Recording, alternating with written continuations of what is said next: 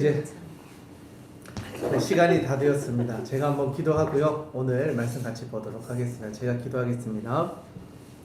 하나님 감사합니다. 오늘도 또 하나님의 말씀을 함께 보게 하여 주시고 특별히 대림절 기간 동안에 살아계신 하나님의 음성을 들으며 오실 메시아를 기대하는 마음을 우리에게도 허락하여 주심을 감사합니다. 말씀을 통해 오실 메시아를 기대하게 하시고 또 실제로 이 역사 가운데 오신 그 예수님을 감사하며 우리가 그 기쁨과 감격을 잊지 않게 하여 주시옵소서. 또한 그 이 땅에 오신 예수님을 우리의 마음에 모시고 살아가야 하는 우리의 삶의 자리 가운데도 함께 하여 주셔서 임마누엘의 하나님, 지금도 우리와 역사하시는 그 하나님을 늘 기대하며 우리의 삶의 자리를 살아낼 수 있는, 믿음으로 살아낼 수 있는 우리 모두가 되게 하여 주시옵소서. 오늘의 말씀 가운데도 함께하여 주실 줄 믿사오며 살아계신 우리 구주 예수님의 이름으로 기도드리옵나이다. 아멘. 할렐루야. 네, 오늘도 이렇게 귀한 자리에 함께해 주신 모든 분들을 주님의 이름으로 환영하고 축복합니다. 네, 오프라인으로 늘 이렇게 함께해 주시는 우리 권사님, 또 우리 소목사님 감사합니다. 그리고 온라인으로도 함께 하시는 분들이 계신데요. 지인 가족들, 또 하나 신우의 여러분들 모두에게 이 하나님의 은혜가 가득하기를, 또 특별히 묵상하는 가운데 여러분의 삶에 지혜를 얻는 그런 귀한 시간이 되었으면 좋겠습니다. 네, 바쁘신 중에도 기도할 때 하나님께서 우리에게 더 큰 은혜로 채워주실 줄로 믿습니다. 네, 오늘은 이사야서 29장부터 33장까지의 말씀을 살펴볼 텐데요. 지난 시간의 내용들을 다들 기억하시죠? 네, 어제 서목사님과 함께 말씀을 잘 나누셨을 텐데 지금 우리가 보고 있는 이 29장, 28장, 그리고 35장까지는 이스라엘 백성들, 그러니까 남유다 또 이스라엘 백성들의 고난 가운데, 핍박 가운데 또 심판 이런 이야기들 하면서도 동시에 하나님의 위로가 있을 것이고 하나님의 회복이 또 있을 것이다 라고 하는 이 내용들이 계속해서 반복되고 있습니다. 그래서 어떨 때는 심판 예언이었다가 또 돌아오면 하나님께서 축복해 주시겠다라고 하는 말씀이 또 기록되어져서 계속해서 이렇게 반복되는 구조를 가지고 있기 때문에 우리가 어떤 내용인지를 잘 보면서 따라오시면 더 좋을 것 같습니다. 자, 이제 29장의 말씀을 우리 돌아가면서 두 절씩 한번 읽고요. 또 말씀 내용들을 같이 살펴보도록 하겠습니다. 29장 1절, 2절 제가 읽고요. 오른편으로 이렇게 돌아가면서 두 절씩 같이 봉독하겠습니다. 제가 먼저 읽겠습니다. 슬프다 아리엘이여 아리엘이여 다윗이 지친 성읍이여 해마다 절기가 돌아오려니와 내가 아리엘을 괴롭게 하리니 그가 슬퍼하고 애곡하며 내게 아리엘과 같이 되리라. 내가 너를 사면으로 둘러 진을 치며 너를 애워 대를 쌓아 너를 치리니 네가 낮아져서 땅에서 말하며 내 말소리가 나직기 티끌에서 날 것이라. 내 목소리가 신접한 자의 목소리같이 땅에서 나며 내 말소리가 티끌에서 짓거리리라. 그럴지라도 내 대적의 무리는 희미한 흙을 같고 강포한 자의 무리는 날려가는 겨 같으리니 그 일이 순식간에 갑자기 일어날 것이라. 만군의 여호와께서 우리와 지진과 큰 소리와 회오리 바람과 폭풍과 맹렬한 불꽃으로 그들을 진멸하실 것인지요. 아리엘을 치는 열방의 무리 곧 아리엘과 그 요새를 쳐서 그를 공고하게 하는 모든 자는 꿈같이 밤의 환상같이 되리니 줄인 자가 꿈에 먹었을지라도 깨면 그 속은 여전히 비고 목마른 자가 꿈에 마셨을지라도 깨면 궁비하며 그 속에 갈증이 있는 것 같이 시온산을 치는 열방의 무리가 그와 같으리라. 너희는 놀라고 놀라라. 너희는 맹인이 되고 맹인이 되라. 그들의 취함이 포도주로 말미암음이 아니며 그들의 비틀거림이 독주로 말미암음이 아니니라. 대저 여호와께서 깊이 잠들게 하는 영을 너희에게 부어주사 너희의 눈을 감기셨음이니 그가 선지자들과 너희의 지도자인 선견자들을 덮으셨음이니라. 그러므로 모든 계시가 너희에게는 봉안책의 말처럼 되었으니 그것을 글 아는 자에게 주며 이르기를 그대에게 청하노니 이를 읽으라 하며 그가 대답하기를 그것이 봉해졌으니 나는 못 읽겠노라 할 것이요 또 그 책을 글모르는 자에게 주며 이르기를 그대에게 청하노니 이를 읽으라 하며 그가 대답하기를 나는 글을 모른다 할 것이니라. 주께서 이르시되 이 백성이 입으로는 나를 가까이하며 입술로는 나를 공경하나 그들의 마음은 내게서 멀리 떠났나니 그들이 나를 경외함은 사람의 계명으로 가르침을 받았을 뿐이라. 그러므로 내가 이 백성 중에 기이한 일 곧 기이하고 가장 기이한 일을 다시 행하리니 그들 중에서 지혜자의 지혜가 없어지고 명철자의 총명이 가려지리라. 자기의 계획을 여호와께 깊이 숨기라 하는 자들은 화했을진저 그들의 일을 어두운 데에서 행하며 이르기를 누가 우리를 보랴 누가 우리를 알랴 하니 너희 패역함이 심하도다. 토기장이를 어찌 진흙같이 여기겠느냐 지음을 받은 물건이 어찌 자기를 지은 이에게 대하여 이르기를 그가 나를 짓지 아니하였다 하겠으며 빚음을 받은 물건이 자기를 빚은 이에게 대하여 이르기를 그가 총명이 없다 하겠느냐. 오래지 아니하여 레바논이 기름진 밭으로 변하지 아니하겠으며 기름진 밭이 숲으로 여겨지지 아니하겠느냐. 그날에 못 듣는 사람이 책의 말을 들을 것이며 어둡고 캄캄한 데에서 맹인의 눈이 볼 것이며 겸손한 자에게 여호와로 말미암아 기쁨이 더하겠고 사람 중 가난한 자가 이스라엘의 거룩하신 이로 말미암아 즐거워하리니 이는 강포한 자가 소멸되었으며 오만한 자가 그쳤으며 죄악의 기회를 엿보던 자가 다 끊어졌습니다. 그들은 송사로 사람에게 죄를 씌우며 성문에서 판단하는 자를 올무로 잡듯하며 헛된 일로 이인을 억울하게 하느니라. 그러므로 아브라함을 구속하신 여호와께서 야곱 족속에 대하여 이같이 말씀하시되 야곱이 이제는 부끄러워하지 아니하겠고 그의 얼굴이 이제는 창백해지지 아니할 것이며 그의 자손은 내 손이 그 가운데서 행할 것을 볼 때에 내 이름을 거룩하다 하며 야곱의 거룩한 일을 거룩하다 하며 이스라엘의 하나님을 경외할 것이며 마음이 혼미하던 자들은 총명하게 되며 원망하던 자들은 교훈을 받으리라 하셨느니라. 아멘. 네, 읽는 중에 또 우리 한 분이 더 오셔서 우리 또 네 분이 함께 말씀을 읽게 되었습니다. 한 분이 너무 귀한데요. 오셔서 말씀을 읽을 때 더 은혜가 오프라인으로 모여서 말씀을 읽을 때 더 은혜가 충만할 줄로 믿습니다. 네, 각자 또 삶의 자리에서 말씀을 읽으실 때 하나님께서 우리에게 더 큰 지혜로 함께 하실 줄도 믿습니다. 네. 네, 29장 말씀 읽어주셨는데요. 보면 제일 먼저 1절에 보면 아리엘이라는 단어가 나와요. 아리엘. 좀 익숙하지 않은 단어인데요. 이 아리엘은 예루살렘을 가리킨다라고 아래 보시면 설명이 되어 있는데요. 그러니까 문자적으로는요, 하나님의 사자 이런 뜻이 있어요. 그러니까 라이온 그 있잖아요. 그 동물, 그 라이온 사자, 그 사자입니다. 그래서 슬프다 아리엘이여. 그러니까 문자적으로는 슬프다 하나님의 사자여 이런 뜻인 거죠. 그러니까 이 사자인데 이게 누구를 가르친다? 예루살렘을 가르친다. 그만큼 하나님께서는 이 예루살렘과 또 하나님의 백성인 유다 백성들을 이렇게 귀하게 여기고 계신데 그들의 실상은 어떠냐 하면 하나님을 떠나버렸고 하나님을 잊어버렸고 더 이상 하나님을 자기의 삶의 중심을 모시고 살지 않고 있다. 그러니 이제 하나님께서는 더 슬프고 그 슬픔을 넘어서 이제는 심판하신다라는 이야기를 이제 29장에서 계속 하고 있습니다. 특별히 5절에 한번 보시면요. 중요한 구절이니까 우리 같이 한번 읽어보면 좋겠는데 5절 같이 한번 읽겠습니다. 시작. 그럴지라도 내 대적의 무리는 세미한 티끌 같겠고 강포한 자의 무리는 날려가는 겨 같으리니 그 일이 순식간에 갑자기 일어날 것이라. 아멘. 그러니까 갑자기 하나님께서 이방 사람들을 사용해서 예루살렘을 멸망시킬 것이다. 그러니까 너희가 그 심판을 피할 수 없게 될 것이다. 그리고 이 아리엘이여 슬퍼하시는 거죠. 그래서 8절 마지막에 보면 시온 산을 치는 열방의 무리가 그와 같으리라. 그러니까 지금은 시온을 공격하는 무리들인데 그들도 결국에는 또 심판을 받게 되는 처지가 될 것이다 라고 하는 이야기를 합니다.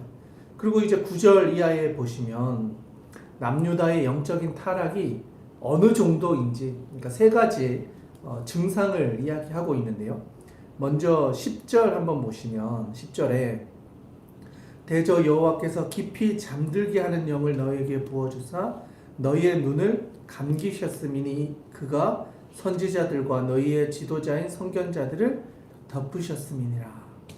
그리고 11절 12절에 보면 그러므로 모든 계시가 너희에게는 봉헌책의 말씀처럼 되었으니 그것을 글 아는 자에게 주며 이르기를 그대에게 청하노니 이를 읽으라 하면 그가 대답하기를 그것이 봉해졌으니 나는 못 읽겠노라 할 것이요 또 그 책을 글 모르는 자에게 주며 이르기를 그대에게 청하노니 이를 읽으라 하면 그가 대답하기를 나는 글을 모른다 할 것이다. 결국 하나님을 아는 사람이 없는 거예요. 영적인 무지. 그러니까 글을 읽을 수 있는 사람에게 줬는데도 못 읽는 거예요. 그리고 못 읽는 사람에게도 주니까 나는 글을 몰라서 못 읽는다 라고 하면서 결국 이스라엘 백성들이 얼마나 영적으로 무지한 상태에 놓여 있는지를 보여주는 거죠. 그리고 13절 14절에 보니까 여기서는 또 두 번째 모습이 나타나고 있는데 13절에는 주께서 이르시되 이 백성이 입으로는 나를 가까이하며 입술로는 나를 공경하나 그들의 마음은 내게서 멀리 떠났나니 그들이 나를 경외함은 사람의 계명으로 가르침을 받았을 뿐이다. 그러니까 외식적인 신앙생활을 하고 있다는 거예요. 입으로는 사랑합니다. 그리고 막 공경합니다. 막 찬양합니다. 예배합니다. 라고 하는데 마음은 멀리 떠나 있다는 거죠. 그러니까 이사야 앞에 초반에 나오는 것처럼 내 마당만 밟고 가버리는 거예요. 마음은 하나님께 드리지 않으면서 보여지는 어떤 행위나 그러니까 제사의 어떤 형식은 갖췄지만 그 가운데 내 마음은 전혀 없는, 그래서 외적인 보여지는 그런 신앙의 상태에 빠져 있다. 그리고 이제 15절 16절에 보면요 15절에는 이렇게 이야기합니다. 자기의 계획을 여호와께 깊이 숨기려 하는 자들은 화 있을진저. 그러니까 하나님보다 자기가 더 높아져 가지고 하나님을 무시하는 거예요. 내 계획이 더 완벽해. 하나님은 내 계획에 미치지 못한다고 생각하는 거예요. 내가 똑똑한 것 같고 내가 잘난 것 같고. 그래서 어떻게 이야기하냐 16절에 보니까 너희의 피역함이 심하도다. 토기장이를 어찌 진흙같이 여기겠느냐. 지음을 받은 물건이 어찌 자기를 지은 이에게 대하여 이르기를 그가 나를 짓지 아니하였다 하겠으며 빚음을 받은 물건이 자기를 빚은 이에게 대하여 이르기를 그가 총명이 없다 하겠느냐. 그러니까 토기장이를 욕하는 거예요. 토기가 내가 그릇인데 막 토기장이가 왜 이렇게 만들었느냐 이러면 안 된다라고 하면서 막 화를 내고 있는 상황인 거예요. 그만큼 사람들이 하나님을 무시하고 교만해져 있는 거예요. 누가? 아리엘이, 예루살렘이, 이스라엘 백성이. 어떻게 보면 이건 우리를 향한 경고의 메시지일 수도 있는 거죠. 우리가 하나님을 알지 못하는 영적인 무지에 빠져 있는 것은 아닌가. 또 입으로는 주님을 사랑한다라고 하면서 우리의 삶의 자리가 전혀 하나님을 사랑하지 않는, 마음이 없는, 형식만 갖추고 있는 것은 아닌가. 아니면 우리가 교만해져서 우리를 창조하신 하나님을 향해 원망하고 불평하고 내 인생을 왜 이렇게 만드셨습니까? 하고 따지고 토기장이가 잘못한 거다. 그가 우리의 삶을 이렇게 한 것이다 라고 하며 우리가 교만해져 있는 것은 아닌가 돌아봐야 한다는 거죠. 이스라엘 백성들에게 이사야가 이 말씀을 선포했다는 건 예루살렘에 살아가는 유다 백성들의 마음이 이만큼 공고해져 있었던 거예요. 그러니 하나님께서는 심판을 해야 이 마음을 바꿀 수 있는 거죠. 오랜 시간 기다렸지만 돌아오지 않는 이스라엘 백성들을 향해서 어떻게 보면 진짜 선지자가 울면서 외치고 돌아오라 하면서도 돌아오지 않는 그 모습을 보면서 이 심판이 반드시 임하게 될 것이다. 돌아오지 않는 이스라엘 백성들을 향하여 예언하고 또 선지자를 보내 기회를 줬지만 돌아오지 않는 그 사랑하는 백성들의 그 삶을 보면서 하나님 아버지께서 더 많이 우시지 않으셨을까. 이사야도 울었겠지만 하나님께서 우리를 향해서도 지금도 그러시고 이때도 그렇게 울고 계셨을 것 같습니다.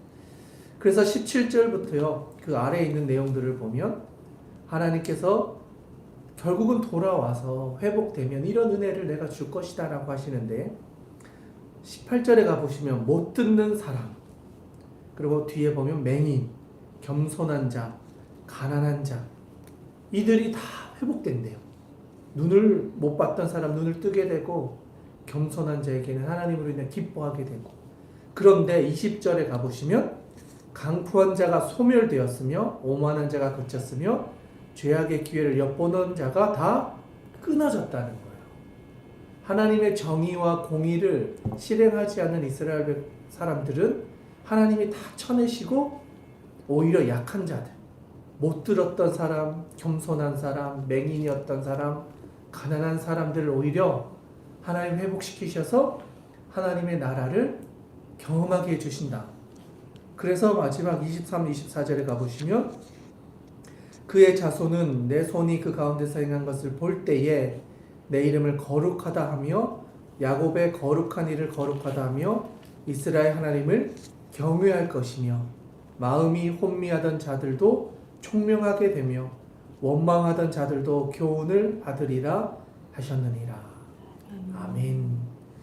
한 장이지만 하나님의 심판과 하나님의 회복과 치유와 또 하나님의 구원에 어떤 감격이 있는지를 한 장에서 다 이야기를 해주고 있어요. 어쩌면 이 29장은 참 귀한 말씀인 것 같아요. 우리의 삶에 대한 여러 가지를 한 번에 다 정리해주게 있는 그런 본문의 말씀이라 할 수 있는 것 같습니다. 계속해서 한번 30장으로 넘어가서 그럼 이 말씀이 계속해서 어떻게 연결되어지고 있는지를 30장인데요. 30장은 좀 기니까 우리 또 힘을 내서 9절씩 또 한번 읽어보도록 하겠습니다. 제가 먼저 1, 2절의 말씀을 읽겠습니다. 여호와께서 이르시되 패역한 자식들은 화 있을진저 그들이 계교를 베푸나 나로 말미암지 아니하며 맹악을 맺으나 나의 영으로 말미암지 아니하고 죄에 죄를 더하도다. 그들이 바로의 세력 안에서 스스로 강하려 하며 애굽의 그늘에 피하려 하여 애굽으로 내려갔을 때 나의 입에 묻지 아니하였도다. 그러므로 바로의 세력이 너희의 수치가 되며 애굽의 그늘의 피함이 너희의 수욕이 될 것이라. 그 고관들이 소안에 있고 그 사신들이 하네스에 이르렀으나 그들이 다 자기를 유익하게 하지 못하는 민족으로 말미암아 수치를 당하리니 그 민족이 돕지도 못하며 유익하게도 못하며 수치가 되게 하며 수욕이 되게 할 뿐이니라. 내게 짐승들에 관한 경고라. 사신들이 그들의 재물을 어린 날개 등에 싣고 그들의 보물을 낙타 안장에 얹고 암사자와 수사자와 독사와 및 날아다니는 불뱀이 나오는 위험하고 공고한 땅을 지나 자기에게 무익한 민족에게로 갔으나 애굽의 도움은 헛되고 무익하니라. 그러므로 내가 애굽을 가만히 앉은 라합이라 일컬었느니라. 이제 가서 백성 앞에서 서판을 기록하며 책에 써서 후세에 영원히 있게 하라. 대저 있는 패역한 백성이요 거짓말하는 자식들이요 여호와의 법을 듣기 싫어하는 자식들이라. 그들이 선견자들에게 이르기를 선견하지 말라. 선지자들에게 이르기를 우리에게 바른 것을 보이지 말라. 우리에게 부드러운 말을 하라. 거짓된 것을 보이라. 너희는 바른 길을 버리며 첩경에서 돌이키라. 이스라엘의 거룩하신 이를 우리 앞에서 떠나시게 하라 하는도다. 이러므로 이스라엘의 거룩하신 이가 이같이 말씀하시되 너희가 이 말을 업신여기고 압박과 허망을 믿어 그것을 의지하니 이 죄악이 너희에게 마치 무너지려고 터진 담이 부쑥 나와 순식간에 무너짐 같게 되리라 하셨은즉 그가 이 나라를 무너뜨리시되 토기장이가 그릇을 깨뜨린 같이 아낌없이 부수시리니 그 조각 중에서 아궁이에서 불을 붙이거나 물 웅덩이에서 물을 뜰 것도 얻지 못하리라. 주 여호와 이스라엘의 거룩하신 이가 이같이 말씀하시되 너희가 돌이켜 조용히 있어야 구원을 얻을 것이요 잠잠하고 신뢰하여야 힘을 얻을 것이거늘 너희가 원하지 아니하고 이르기를 아니라 우리가 말 타고 도망하리라 하였으므로 너희가 도망할 것이요 또 이르기를 우리가 빠른 짐승을 타리라 하였으므로 너희를 쫓는 자들이 빠르리니 한 사람이 꾸짖은즉 천 사람이 도망하겠고 다섯이 꾸짖은즉 너희가 다 도망하고 너희 남은 자는 겨우 산꼭대기에 깃대 같겠고 산마루 위에 기치 같으리라 하셨느니라. 그러나 여호와께서 기다리시나니 이는 너희에게 은혜를 베풀려 하심이요 일어나시리니 이는 너희를 긍휼히 여기려 하심이라. 대저 여호와는 정의의 하나님이심이라. 그를 기다리는 자마다 복이 있도다. 시온에 거주하며 예루살렘에 거주하는 백성아, 너는 다시 통곡하지 아니할 것이라. 그가 내 부르짖는 소리로 말미암아 내게 은혜를 베푸시되 그가 들으실 때에 내게 응답하시리라. 주께서 너희에게 환난의 떡과 고생의 물을 주시나 내 스승은 다시 숨기지 아니하시리니 내 눈이 내 스승을 볼 것이며 너희가 오른쪽으로 치우치든지 왼쪽으로 치우치든지 내 뒤에서 말소리가 내 귀에 들려 이르기를 이것이 바른 길이니 너희는 이리로 가라 할 것이며 또 너희가 너희 조각한 우상에 입힌 은과 부어 만든 우상에 올린 금을 더럽게 하여 불결한 물건을 던짐같이 던지며 이르기를 나가라 하리라.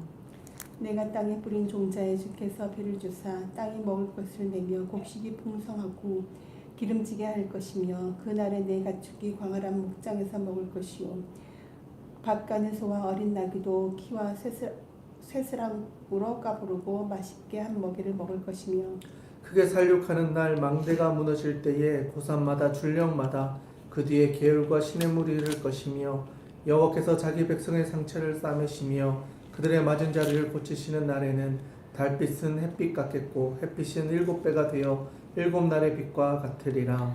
보라, 여호와의 이름이 원방에서부터 오되 그의 진노가 불붙듯하며 빽빽한 연기가 일어나듯하며 그의 입술에는 분노가 찼으며 그의 혀는 맹렬한 불 같으며 그의 호흡은 마치 창이라여 목에까지 미치는 하수 같은즉 그가 멸하는 키로 열방을 까부르며 여러 민족의 입에 미혹하는 재갈을 물리시리니 너희가 거룩한 절기를 지키는 밤에 하듯이 노래할 것이며 피리를 불며 이스라엘 여호와의 산으로 가서 이스라엘의 반석에게로 나아가는 자 같이 마음에 즐거워할 것이라.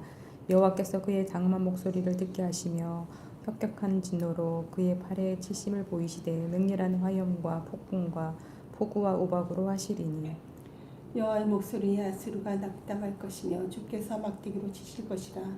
여호와께서 예정하신 몽둥이를 아수르 위에 더하실 때마다 소고를 치며 수금을 탈 것이며 그는 전쟁 때에 팔을 들어 그들을 치시리라. 대저 도벳은 이미 세워졌고 또 왕을 위하여 예비된 것이라. 깊고 넓게 하였고 거기에 불과 많은 나무가 있은즉 여호와의 호흡이 유황 개천 같아서 이를 사르시리라. 아멘. 네, 긴 말씀 잘 읽어 주셨습니다. 좀 이번에는 이제 이스라엘을 넘어서 이제 이스라엘과 맹약을 맺어 있는 애굽에 대한, 근데 특별히 이제 이스라엘 백성들 안에서 아하스 왕 때 애굽 왕과 이제 화친을 통해서 주변 국가들로부터 자기를 안전하게 보호하려고 했던 것, 그것도 하나님 보시기에는 좋지 않았다. 그런데 왜 좋지 않았나? 그게 1절, 2절에 나와 있어요. 요건 좀 우리 읽어보면 좋겠는데 1절, 2절 같이 한번 읽겠습니다. 시작. 여호와께서 이르시되 패역한 자식들은 화 있을진저 그들이 계교를 베푸나 나로 말미암지 아니하며 맹약을 맺으나 나의 영으로 말미암지 아니하고 죄에 죄를 더하도다. 그들이 바로의 세력 안에서 스스로 강하려 하며 애굽의 그늘에 피하려 하여 애굽으로 내려갔으되 나의 입에 묻지 아니하였도다. 아멘. 자, 이게 왜 나쁜 거냐? 1절, 2절을 보면 나로 말미암지 않은 일이었다. 그리고 나의 영으로 말미암지 않았다.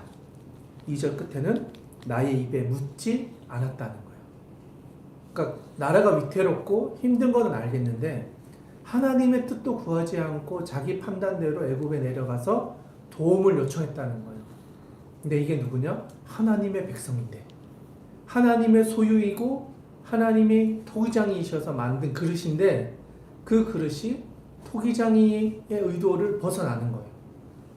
내가 물잔인데 난 물잔보다는 더 아름다운 술잔이 되고 싶어, 아니면 더 좋은 잔이 되고 싶어 하면서 막 자기 나름대로 자기 멋대로 하고 있는 거예요. 그래서 하나님 보시기에 말씀하시는 것은 너희가 지금 계교를 베풀고 맹약을 맺고 하지만 이게 죄를 더하는 결과가 될 것이다. 왜? 하나님께 묻지 않고 하나님의 영으로부터 시작되지 않았고 하나님의 입에 전혀 묻지 않은 일이기 때문에 그것이 너희를 더 힘들게 만들 것이다. 죄를 더하는 결과를 얻게 될 것이다. 그 이야기를 하고 있습니다. 그래서 7절에 분명하게 이야기를 합니다. 애굽의 도움은 헛되고 무익하니라. 그러므로 내가 애굽을 가만히 앉은 라합이라 일컫으느니라. 그러니까 결국은 심판받게 될 것이고 너희에게도 버려진 바 되는 그러한 나라가 애굽이다. 그런데 너희가 그 애굽을 믿고 도움을 청하고 찾아갔다. 이 이야기를 하시는 거예요. 그리고 나서 얼마나 하나님이 마음이 답답하셨으면 8절 9절에 이제 가서 백성 앞에서 서판을 기록하며 책에 써서 후세에 영원히 있게 해라. 대저 이는 패역한 백성이요 거짓말하는 자식들이요 여호와의 법을 듣기 싫어하는 자식들이라. 그러니까 뉘앙스가 이거 진짜 이렇게 좀 완곡하게 번역을 한 거지. 이거 욕하고 계신 거예요. 패역한 자식들아 이런 거예요. 자기의 백성이고 너무나 사랑하는 하나님의 백성인데 이들을 향해서 패역한 백성이다. 거짓말하는 자식들이다. 여호와의 법을 듣기 싫어하는 자식들이다. 하나님 아버지께서 자기가 선택한 백성에 향해서 이렇게 이야기하시는 거예요. 그러니까 얼마나 마음이 화가 나셨으면, 안타까웠으면 하나님을 잊어버리고 하나님께 구하지도 않고 하나님의 음성도 듣지 않고 자기의 뜻대로 살아가려고 하는 왕과 그 이스라엘 백성들, 모든 것들을 잊어버렸던 그들을 향하여 답답한 마음을 가지고 계셨던 거죠.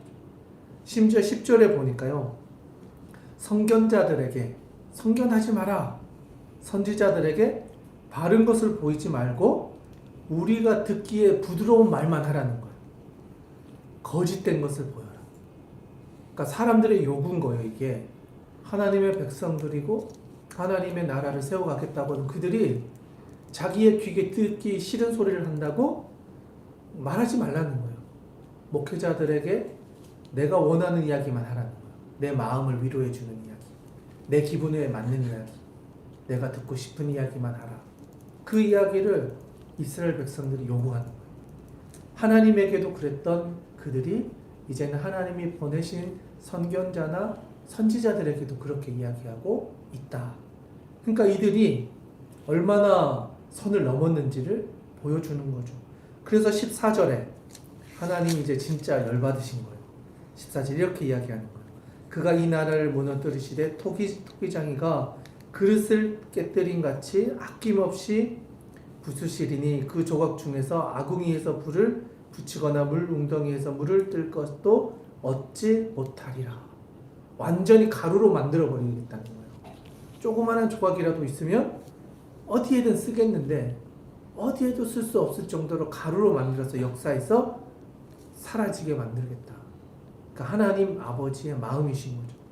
그런데 16절, 그러니까 15절 16절에 보면요, 그 사람들은 어떻게 이야기하냐면 주 여호와 이스라엘이 거룩하시니가 이같이 말씀하시되 너희가 돌이켜 조용히 있어야 구원을 얻을 것이요 잠잠하고 신뢰하여야 힘을 얻을 것이거늘 너희가 원하지 아니하고.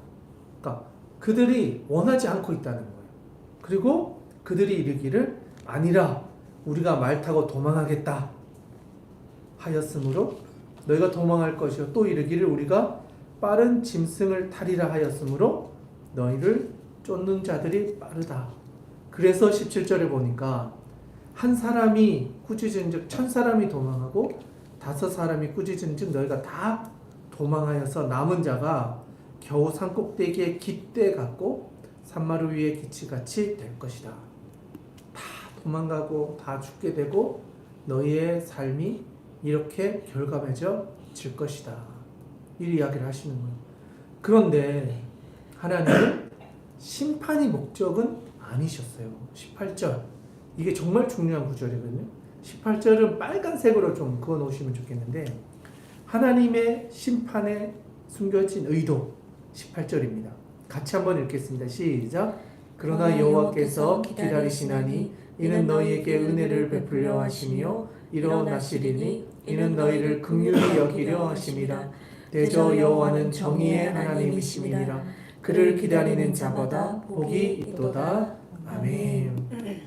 하나님의 심판의 예언의 목적은 돌아오기를 원하셨다는 거예요.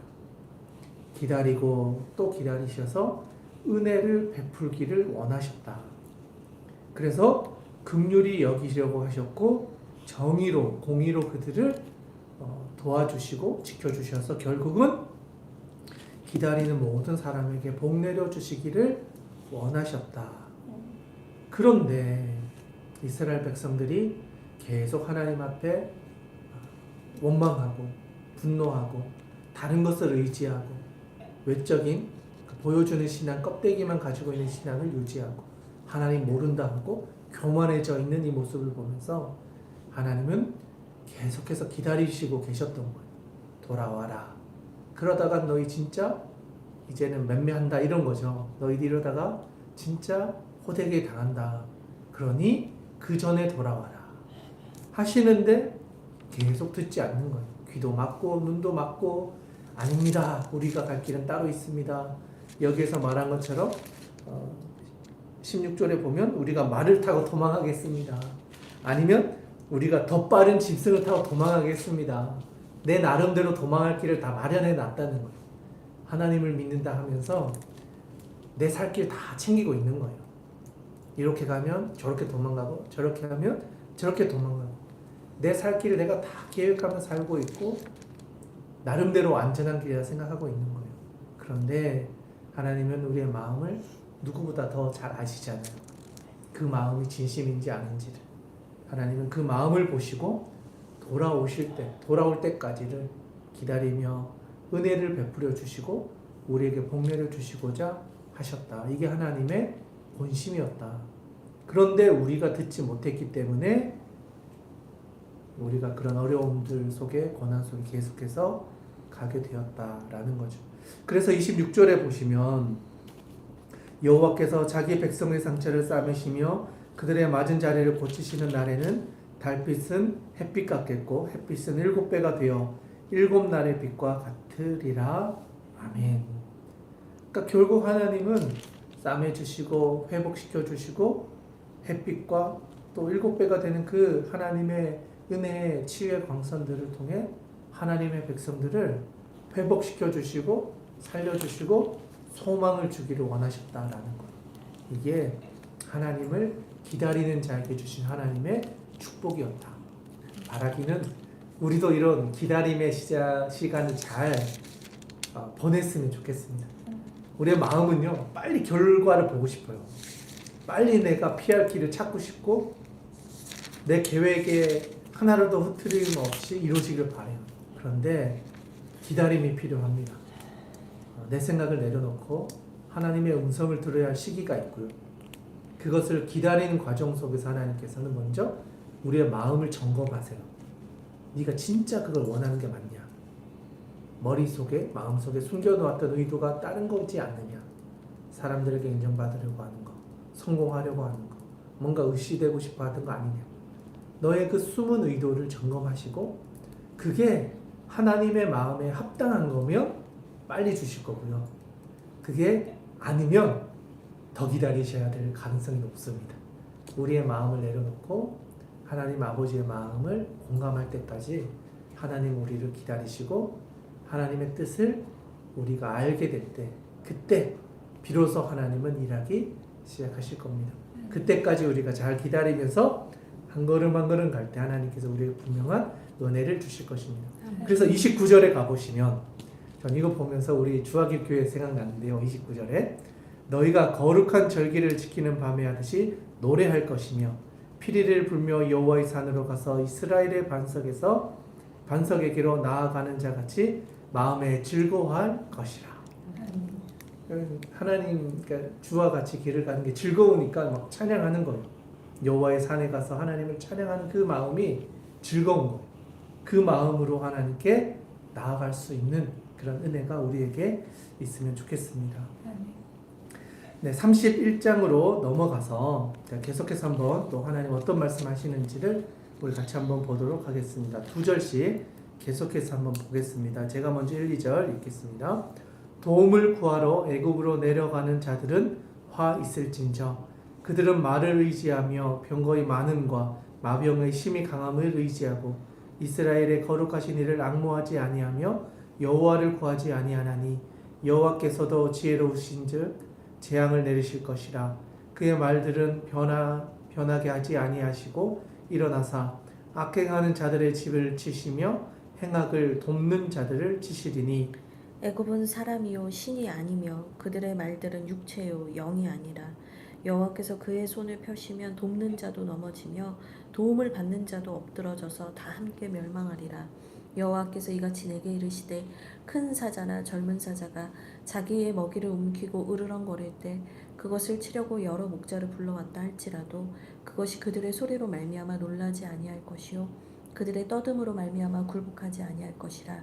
이와 같이 나 만군의 여호와가 강림하여 시온산과 그 언덕에서 싸울 것이라. 새가 날개치며 그 새끼를 보호함 같이 나 만군의 여호와가 예루살렘을 보호할 것이라. 그것을 호위하며 건지며 뛰어넘어 구원하리라 하셨느니라. 이스라엘 자손들아 너희는 심히 거역하던 자에게로 돌아오라. 너희가 자기 손으로 만들어 범죄한 은우상 금우상을 그 날에는 각 사람이 던져버릴 것이며 아수르는 칼에 엎드러질 것이나 사람이 칼로 말미암음이 아니겠고 칼에 삼켜질 것이나 사람이 칼로 말미암음이 아닐 것이며 그는 칼 앞에서 도망할 것이요 그의 장정들은 복역하는 자가 될 것이라. 그의 반석은 두려움으로 말미암아 물러가겠고 그의 고관들은 기치로 말미암아 놀라리라. 이는 여호와의 말씀이니라. 여호와의 불은 시온에 있고 여호와의 풀무는 예루살렘에 있느니라. 아멘. 네, 31장의 말씀 잘 읽어주셨는데요. 하나님께서는 애굽에 대해서 가만히 두지 않겠다. 그래서 1절에 보시면 도움을 구하러 애굽으로 내려가는 자들은 화 있을진저.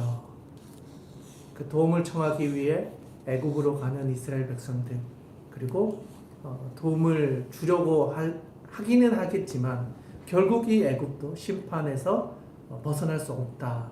그 이야기를 하나님께서 합니다.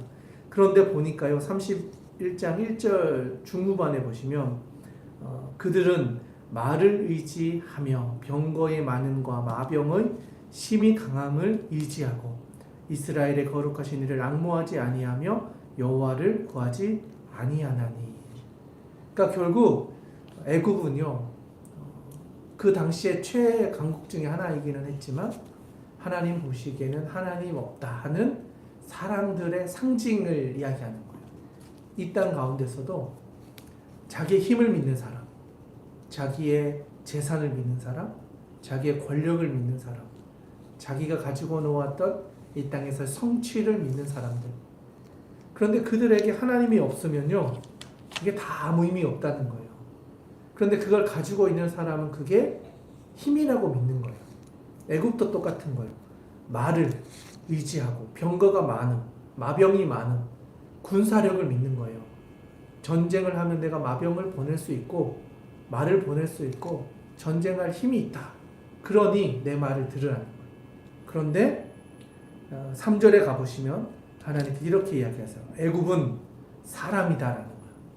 신이 아니다. 그들의 말들은 육체의 영이 아니라 여호와께서 그의 손을 펴시며 돕는 자도 넘어지며 도움을 받는 자도 엎드려져서 다 함께 멸망하리라. 아무리 애굽이 많은 말을 가지고 있고 심지어 자기 입으로 내가 신이다 할지라도 하나님 앞에서는 아무것도 아니라는 거예요. 하나님이 손을 펴서 치시면 그들도 멸망하고 그들이 돕는 자들까지도 멸망을 받게 될 것이다. 심지어 다 멸망받는다는 거예요. 너희가 믿고 있고 신뢰하고 나를 지켜줄 것 같았던 그것이 하나님 앞에서는 아무것도 아니고 그걸 믿고 뛰어가다가는 너도 심판받게 될 것이다. 그 이야기를 합니다. 그래서 하나님께서는 이런 이야기를 하시는 거죠. 5절 새가 날개치며 그 새끼를 보호함 같이 나 만군의 여호와가 예루살렘을 보호할 것이라. 그것을 호위하며 건지며 뛰어넘어 구원하리라 하셨느니라. 아멘. 구원은 하나님에 속한 거예요. 세상에 줄 수 없는 것입니다. 하나님께서는 분명하게 이스라엘 백성들에게 나 만군의 여호와가 예루살렘을 보호하고 호위하고 그들을 구원하실 것이다. 구원은 하나님에게 있습니다. 우리가 이 땅 가운데 살아갈 때에도 많은 두려움들이 분명히 있죠. 그러나 우리의 구원은 하나님에게 속했다는 사실을 잊지 않고 살아갈 때 하나님께서는 새가 날개치며 그 새끼를 보호함같이 우리를 보호해 주시고 지켜주실 것입니다. 그 은혜를 우리도 누리고 살아갈 수 있기를 주님의 이름으로 축복합니다. 네, 계속해서 32장으로 한번 넘어가 보겠습니다. 32장의 말씀도요 2절씩 같이 한번 읽겠습니다. 제가 먼저 읽겠습니다. 보라, 장차 한 왕이 공의로 통치할 것이요 방백들이 정의로 다스릴 것이며 또 그 사람은 광풍을 피하는 곳, 폭우를 가리는 곳 같을 것이며 마른 땅의 냇물 같을 것이며 곤비한 땅의 큰 바위 그늘 같으리니 보는 자의 눈이 감기지 아니할 것이요 듣는 자가 귀를 기울일 것이며 조급한 자의 마음이 지식을 깨닫고 어눌한 자의 혀가 민첩하여 말을 분명히 할 것이라. 어리석은 자를 다시 존귀하다 부르지 아니하겠고 우둔한 자를 다시 존귀한 자라 말하지 아니하리니 이는 어리석은 자는 어리석은 것을 말하며 그 마음의 불의를 품어 간사를 행하며 패역한 말로 여호와를 거스르며 줄인 자의 속을 비게 하며 목마른 자에게 마실 것을 없어지게 함이며 악한 자는 그 그릇이 악하여 악한 계획을 세워 거짓말로 가련한 자를 멸하며 가난한 자가 말을 바르게 할지라도 그리함이거니와 존귀한 자는 존귀한 일을 계획하나니 그는 항상 존귀한 일에 서리라. 너희 안일한 여인들아 일어나 너의 목소리를 들을지어다. 너희 염려 없는 딸들아 내 말에 귀를 기울일지어다. 너희 염려 없는 여자들아 1년 남짓 지나면 너희가 당황하리니 포도수확이 없으며 열매 거두는 일이 이르지 아니할 것임이라. 너희 안일한 여자들아 떨지어다. 너희 염려 없는 자들아 당황할지어다. 옷을 벗어 몸을 드러내고 배로 허리를 동일지어다. 그들은 좋은 밭으로 인하여 열매 많은 포도나무로 인하여 가슴을 치게 될 것이니라. 내 백성의 땅에 가시와 칠레가 나며 희락의 성읍 기뻐하는 모든 집에 나리니 대저 궁전이 폐한바되며 인구 많던 성읍이 적막하며 오벨과 망대가 영원히 구렬이 되며 들나귀가 즐기는 곳과 양떼의 초장이 되려니와 마침내 위에서부터 영을 우리에게 부어주시리니 광야가 아름다운 밭이 되며 아름다운 밭을 숲으로 여기게 되리라. 그때의 정의가 광야에 거며 공의가 아름다운 밭에 거하리니 공의의 열매는 화평이요 공의의 결과는 영원한 평안과 안전이라. 내 백성이 화평한 집과 안전한 거처와 조용히 쉬는 곳에 있으려니와 그 숲은 우박에 상하고 성읍은 파괴되리라. 모든 물가에 씨를 뿌리고 소와 나귀를 그리로 모는 너희는 복이 있느니라. 아멘. 네, 32장에서는요 하나님께서 이스라엘 백성들 가운데 한 왕을 보내주실 건데 그 왕은 공의와 정의로 다스릴 왕이 오실 것이다. 1절에 보시면요 보라 장차 한 왕이 공의로 통치할 것이요 방백들이 정의로 다스릴 것이며 라고 하면서 종국에 오실 한 왕, 그 왕은 하나님의 나라를 공의와 정의로 이제 통치하게 될 것이다. 그 왕이 속히 올 것이다. 그 이야기를 합니다. 그러면서 이제 그 아래 보시면 뭐 어리석은 자, 우둔한 자, 악한 자, 그들은 결국 그들의 꾀로 인하여 어려움을 경험하게 될 것이다. 그런데 8절 좀 중요하거든요. 8절은 좀 그어놓으면 좋겠습니다. 존귀한 자는 존귀한 일을 계획하나니 그는 항상 존귀한 일에 서리라. 이렇게 이야기해요. 그러니까 어리석은 자는요 어리석은 일을 하다가 스스로 어리석은 결과를 맞이하고, 우둔한 자는 우둔한 일을 하다가 결국 우둔한 결과를 맞이하게 되고, 악한 자는 자기가 악한 계획을 냈기 때문에 결국 악한 일로 자기가 넘어지게 되는데, 존귀한 자는 존귀한 일을 계획해서 계속해서 존귀한 일에 쓰임받게 되는 인생을 살게 된다. 왜? 하나님이 정의와 공의로 행하기 때문에 심은 대로 거두게 되는 일들이 있게 될 거라는 거예요. 그러니까 우리의 마음을 여기서 말하는 걸로 하면 존귀한 것에 힘쓸 때 하나님 그 존귀한 대로 우리를 갚아주신다는 거예요. 하나님께 존귀한 것을 드리면 하나님이 존귀한 일에 우리를 쓰시고 존귀한 일에 우리를 세우셔서 정의와 공의를 통해 이루시 하나님의 나라에서 인정받게 하신다는 거예요. 그것을 기대하라는 거예요. 그런데 9절에 가보니까 어떤 일이 일어나냐면 너희 안일한 여인들아 일어나 내 목소리를 들을지어다 너희 염려 없는 딸들아 내 말에 귀를 기울일지어다 너희 염려 없는 여자들아 하면서 이 여인은 결국 남유다를 이야기하는 거거든요. 보통 이스라엘 백성들을 이야기할 때 왜 신부와 신랑 이야기로 비유하듯이 여기서 동일해요. 하나님을 신랑, 그러니까 남편의 입장에서 사랑하는 내 아내, 예루살렘, 그 남유다, 하나님의 백성. 그들이 지금 어떤 거냐면 안일하게 살아가고 있고 염려 없이 살아가고 있고 하나님 없이도 충분히 살고 있는 것처럼 잘 살고 있는 것처럼 살고 있다는 거예요. 그런데 하나님은 마음이 급하신 거예요. 너희가 들어야 돼. 지금 내 목소리를 들어야 돼. 지금 돌아오지 않으면 너희가 결국은 어려움을 당하게 될 거야. 열매 맺는 포도나무를 거둘 때가 되었는데도 거둘 수 있는 시기가 아닌 거예요. 못 거두게 될 것이고 다 어려움을 경험하게 될 것이다. 그러니 빨리 돌아와라 이 이야기를 하는 거예요. 그리고 15절에 가서 하나님께서는 이런 모든 심판 후에 마침내 위에서부터 영을 우리에게 부어주시리니 광야가 아름다운 밭이 되며 아름다운 밭을 숲으로 여기게 되리라. 그때에 정의가 광야에 거하며 공의가 아름다운 밭에 거하리니 공의의 열매는 화평이고 공의의 결과는 영원한 평안과 안전이다. 그리고 20절에 모든 물가에 씨를 뿌리고 소와 나귀를 그리로 모는 너희는 복이 있을 것이다.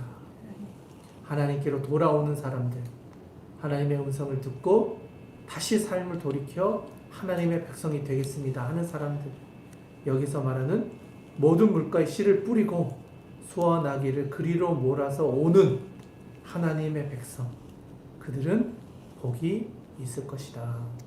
우리의 삶의 방향을 하나님께로 수정하고 우리와 함께하는 모든 것들을 이끌고 하나님께로 돌아올 때 하나님은 우리를 통해 우리의 소유와 우리의 자녀들과 우리의 모든 물질을 통해 하나님의 복의 근원이 되게 해주신 은혜를 하나님의 백성들에게 주시겠다 약속하신 겁니다. 아멘. 우리도 그 약속 안에 꼭 들어가서 주와 같이 길을 걸어가는 게 즐겁고 복되는 길이다. 여러분의 입술을 통해 고백할 수 있었으면 좋겠습니다. 아멘. 자, 이제 마지막 33장입니다. 지금까지 잘 달려오셨으니까요. 조금 더 힘내셔서 2절씩 또 한번 읽어보겠습니다. 제가 먼저 1절, 2절 읽겠습니다.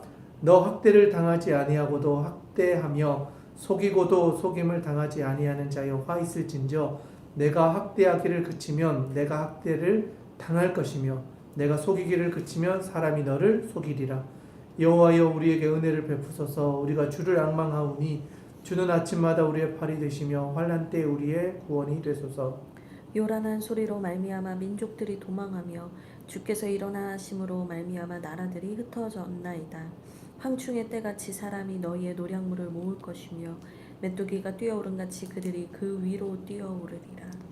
여호와께서는 지극히 존귀하시니 그는 높은 곳에 거하심이요 정의와 공의를 시온에 충만하게 하심이라. 내 시대에 평안함이 있으며 구원과 지혜와 지식이 풍성할 것이니 여호와를 경외함이 내 보배니라. 보라 그들의 용사가 밖에서 부르짖으며 평화의 사신들이 슬피 곡하며 대로가 황폐하여 행인이 끊어지며 대적이 조약을 파하고 성읍들을 멸시하며 사람을 생각하지 아니하며 땅이 슬퍼하고 세잔하며 레바논은 부끄러워하고 마르며 사로는 사막과 같고 바산과 갈멜은 나뭇잎을 떨어뜨리리도다. 여호와께서 이르시되 내가 이제 일어나며 내가 이제 나를 높이며 내가 이제 지극히 높아지리니 너희가 결을 잉태하고 집을 해산할 것이며 너희의 호흡은 불이 되어 너희를 삼킬 것이며 민족들은 불에 굽는 횃돌 같겠고 잘라서 불에 사르는 가시나무 같으리로다. 너희 먼 데에 있는 자들아 내가 행한 것을 들으라. 너희 가까이에 있는 자들아 나의 권능을 알라. 시온의 죄인들이 두려워하며 경건하지 아니한 자들이 떨며 이르기를 우리 중에 누가 삼키는 불과 함께 거하겠으며 우리 중에 누가 영영이 타는 것과 함께 거하리요 하도다. 오직 공의롭게 행하는 자, 정직히 말하는 자, 토색한 재물을 가증히 여기는 자, 손을 흔들어 뇌물을 받지 아니하는 자, 귀를 막아 피 흘리려는 꾀를 듣지 아니하는 자, 눈을 감아 악을 보지 아니하는 자, 그는 높은 곳에 거하리니 견고한 바위가 그의 요새가 되며 그의 양식은 공급되고 그의 물은 끊어지지 아니하리라. 내 눈은 왕을 그의 아름다운 가운데서 보며 광활한 땅을 눈으로 보겠고 내 마음은 두려워하던 것을 생각해내리라. 계산하던 자가 어디 있느냐? 공세를 계량하던 자가 어디 있느냐? 망대를 계수하던 자가 어디 있느냐? 내가 강포한 백성을 보지 아니하리라. 그 백성은 방언이 어려워 네가 알아듣지 못하며 말이 이상하여 네가 깨닫지 못하는 자니라. 우리 절기의 시온성을 보라. 네 눈이 안정된 처소인 예루살렘을 보리니 그것은 옮겨지지 아니할 장막이라. 그 말뚝이 영영이 뽑히지 아니할 것이요 그 줄이 하나도 끊어지지 아니할 것이며 여호와는 거기에 위험 중에 우리와 함께 계시리니 그곳에는 여러 강과 큰 호수가 있으나 노 젓는 배나 큰 배가 통행하지 못하리라. 대저 여호와는 우리 재판장이시요 여호와는 우리에게 율법을 세우시니요 여호와는 우리의 왕이시니 그가 우리를 구원하실 것임이라. 내 돛대줄이 풀렸으니 돛대의 밑을 튼튼히 하지 못하였고 돛을 달지 못하였느니라. 때가 되면 많은 재물을 탈취하여 나누리니 저는 자도 그 재물을 취할 것이며 그 거저미는 내가 병들었노라 하지 아니할 것이라. 거기에 사는 백성이 사지함을 받으리라. 아멘. 잘 읽어주셨습니다. 자, 33장에서는요 하나님 아버지 앞에 간절히 간구하고 있는 모습으로 먼저 시작하고 있습니다. 먼저 1절, 2절 말씀인데요. 다시 한번 우리 같이 읽어보면 좋겠습니다. 1절, 2절입니다. 너 학대를 당하지 아니하고도 학대하며 속이고도 속임을 당하지 아니하는 자여 화있을진저 내가 학대당하기를 그치면 내가 학대를 당할 것이며 내가 속이기를 그치면 사람이 너를 속이리라. 여호와여 우리에게 은혜를 베푸소서. 우리가 주를 낭망하오니 주는 아침마다 우리의 팔이 되시며 환난 때에 우리의 구원이 되소서. 아멘. 자, 이사야가 하나님 아버지 앞에 기도하는 거예요. 간구하는 거예요. 근데 앞에는 대적에 대한 저주와 함께 또 하나님께서 우리를 도와주십시오. 이 백성을 잊지 말아 주십시오. 우리를 학대하고 우리를 속였던 그 아수르가 또 하나님의 그 심판이 그들에게는 임하고 우리에게는 은혜를 베풀어 주십시오. 여호와가 우리의 팔이 되셔서 환난 때에 우리의 구원이 되어 주십시오. 그래서 6절에 내 시대에 평안함이 있으며 구원과 지혜와 지식이 풍성할 것이니 여호와를 경외함이 내 보배니라. 결국 여호와를 경외하는 것을 회복해서 그것이 우리의 삶의 가장 중요한 것임을 깨달아야 된다. 이것을 아수르의 멸망 예언과 함께 하나님이 우리에게 주신 가장 큰 보배임을 고백하고 있습니다. 그래서 높은 곳에 거할 자, 지금은 하나님보다도 더 높아져 있는 것 같았던 그들이 하나님 앞에서 결국은 심판을 받게 될 것이다. 10절에 보시면 여호와께서 이렇게 말씀하십니다. 여호와께서 이르시되 내가 이제 일어나며 내가 이제 나를 높이며 내가 이제 지극히 높아지리니. 그러니까 이제 참지 않겠다는 거예요. 그동안은 돌아오기를 기다렸는데 이제는 가만히 놔두지 않겠다. 너희가 생각했던 그 높다고 생각했던 아수르까지도 내가 멸망시킬 것이다. 때가 됐다. 라고 하시는 거죠. 그리고 나서 하나님께서는 15절 16절에서 이러한 심판을 행하지만 그럼에도 불구하고 15절 16절에서 이것도 중요하니까 같이 한번 읽겠습니다. 15, 16절 오직 공의롭게 행하는 자, 정직히 말하는 자, 토색한 재물을 가증히 여기는 자, 손을 흔들어 뇌물을 받지 아니하는 자, 귀를 막아 피 흘리려는 꾀를 듣지 아니하는 자, 눈을 감아 악을 보지 아니하는 자, 그는 높은 곳에 거하리니 견고한 바위가 그의 요새가 되며 그의 양식은 공급되고 그의 물은 끊어지지 아니하리라. 아멘. 하나님께서는 정의와 공의로 이 나라를 다스릴 왕을 세우실 거기 때문에 공의를 행하는 사람, 정직을 행하는 사람, 가증히 여기는 것에 손도 대지 않는 사람, 그리고 피를 흘리려는 꾀를 내는 사람들의 이야기를 귀를 막아서 듣지 않는 사람, 그리고 악을 보지 않기 위해 눈을 막아버린 사람, 그리고 높은 곳에 이들을 하나님께서 높은 곳에 세우고 견고한 바위가 그들의 요새가 되게 할 것이다. 하나님이 친히 그들을 붙잡아 주실 것이다. 그래서 22절도 중요합니다. 같이 한번 읽겠습니다. 대저 여호와는 우리 재판장이시요 여호와는 우리에게 율법을 세우시니요 여호와는 우리의 왕이시니 그가 우리를 구원하실 것임이니라. 아멘. 하나님께서는 임시적으로 정의와 공의를 행할 왕을 보내주시지만 종국에는 하나님이 우리의 왕이시라는 거예요. 우리는 눈에 보이는 왕을 구하죠. 사실 사울 왕을 구했을 때도 사실 이스라엘 백성들에게 왕이 중요한 게 아니다. 하나님이 우리의 왕이시지 않느냐 했는데 사람들이 우리에게도 보이는 왕을 주십시오. 주변 국가 다 왕이 있으니까 나라가 견고히 서지 않습니까? 우리도 눈에 보이는 왕을 달라고 했는데 그 사울 왕이 결국 하나님을 떠나버리자 나라가 흔들리게 되는 일들이 있었잖아요. 그것처럼 우리의 삶의 왕은 하나님밖에 없어요.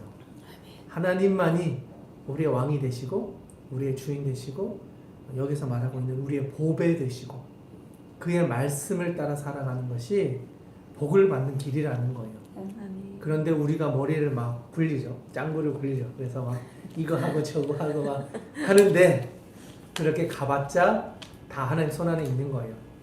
그래봤자 애굽을 찾는 거고 아수르를 찾는 거고 내 힘을 의지하는 거예요. 그런데 하나님께서는 그거 다 필요 없다.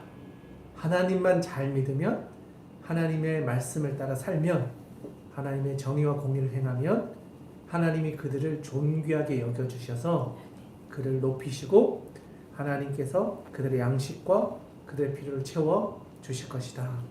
그러니 나에게로 돌아와라. 그 30장 18절 어쩌면 저는 오늘 본문 말씀의 진짜 핵심이 이거 같아요. 30장 18절 제가 한번 읽어드릴게요. 그러나 여호와께서 기다리시나니 이는 너희에게 은혜를 베풀려 하시며 일어나시리니 이는 너희를 긍휼히 여기려 하심이라. 대저 여호와는 정의의 하나님이심이라. 그를 기다리는 자마다 복이 있도다. 아멘. 오늘 우리가 함께 말씀을 살펴보았는데요. 바로 이 말씀이 심판의 핵심이다. 우리를 징계하시는 것이 목적이 아니시라 기다리고 계시고 돌아오기를 원하시고 은혜 베풀기를 원하시고 우리가 구원받기를 원하시는 그 하나님 아버지의 마음을 우리가 깨닫고 속히 돌아오기를 원하신 하나님 아버지의 마음을 우리가 기억하는 시간이 되었으면 좋겠습니다.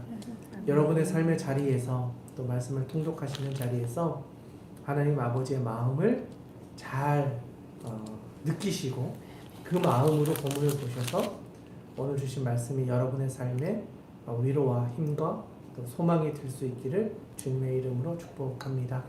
오늘도 귀한 말씀의 시간 함께 해주신 모든 분들을 주님의 이름으로 축복하고 사랑합니다. 여러분 끝까지의 말씀 놓지 않고 우리 끝나는 날까지 말씀 잘 읽어서 66장 다 읽으셨으면 좋겠습니다. 함께 해주신 모든 분들 감사하고요. 또 내일 또 다른 다음 장의 말씀으로 우리 서유진 목사님과 함께 할 수 있었으면 좋겠습니다. 모두들 수고 많으셨습니다. 오늘 여기까지 하겠습니다. 안녕.